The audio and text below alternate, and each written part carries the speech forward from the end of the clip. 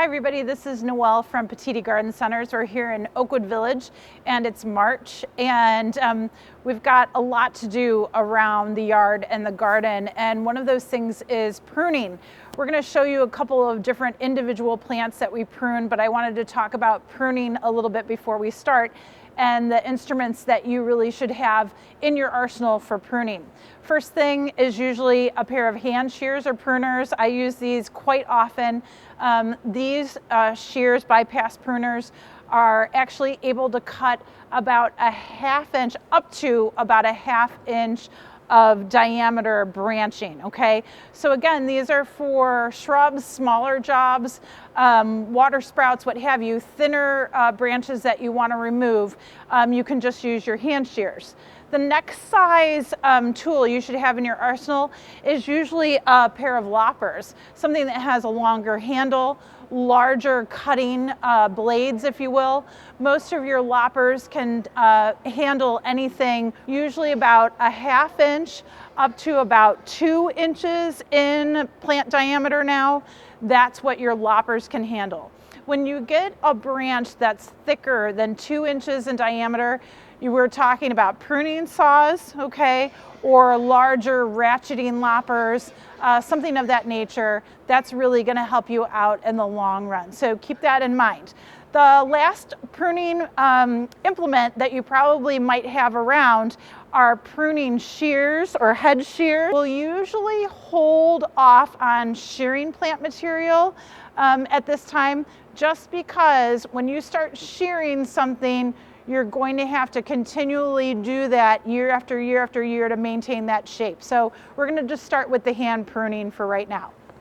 Okay, so when you're going in and pruning shrubs specifically, you're always looking to remove the dead, diseased, damaged, weak branches of that plant. If limbs are crossing, absolutely take out the weaker of those crossing limbs. And you want to do that during dormant times. And that's for any shrub that we're talking about, because when you're removing that disease or damaged area or weak area, that's always going to benefit the shrub growth in the long run and the health of the shrub in the long run. So always think about that first. Second thing when you're pruning shrubs is normally what we're looking at is the overall structure of the shrub. If there are long branches or something that really throws off the natural shape of that plant, that's something else that you can remove right at this time of year. That'll help that plant, again, kind of open it up to more air, and the overall shape will be better. Third thing, keep in mind, is that your spring blooming shrubs typically would want to bloom first, right? You don't want to cut all the buds off and the blooms off before they get going. So let them bloom first and then go in and prune for shape and health, okay? So keep that in mind. But there is a plant that we just pruned, and Taylor will show you some B-roll on it. It's a Weigela. Weigelas are very common in our landscape. They're a great hummingbird attractant, a great deer resistant flowering landscape plant. We were pruning Wine and Roses Weigela now because they have gotten so overgrown that we decided to do some rejuvenative pruning. That means thinning out oldest stems, if you will, so the thickest, the least productive, those oldest stems, and taking them down as low as you can possibly go to remove the interior bulk of that plant, so the plant is opened up to light and air circulation. It will look so much better when it starts blooming this spring.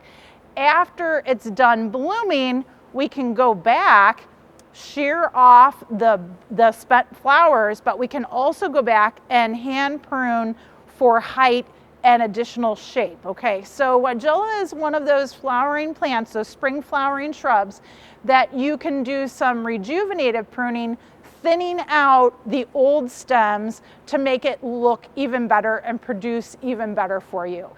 Forsythia is one of those plants as well. Lilac is one of those plants that normally we would say don't prune it until after it's done blooming. But in this case, when they're really overgrown, very thick, there's a lot of dead or damage inside there, we can take those stems out while we can see them clearly and go ahead and remove those, and then that plant's gonna do great for us.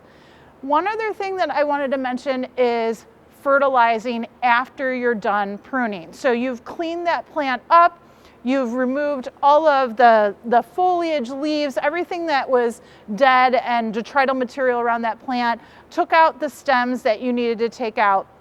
Then go ahead and remember to fertilize that plant so it can activate that new growth so much better. So that's pruning shrubs in a nutshell. We're also going to show you a juniper that we prune back, and it's real easy to see that that juniper has been sheared every year, but the brand new growth was kind of sticking out like feathers around that plant. So all I did was I took my hand pruner and I went through and I just trimmed the feathers out at this time of year, because that new growth is soft, really easy to remove, and you can just take it down and kind of shape it like the rest of the juniper.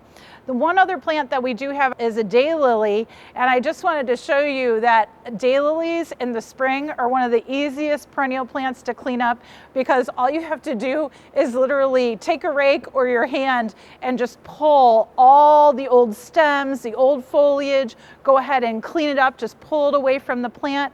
Make sure you're gonna see those new green leaves sprouting up, and that plant, once it's clean, is ready to go. You can fertilize it, and you didn't even have to take any pruners or anything to it. So again, look out for that new growth on your perennials, because you want to remove anything that's old on that plant so they can really start to flourish. Enjoy.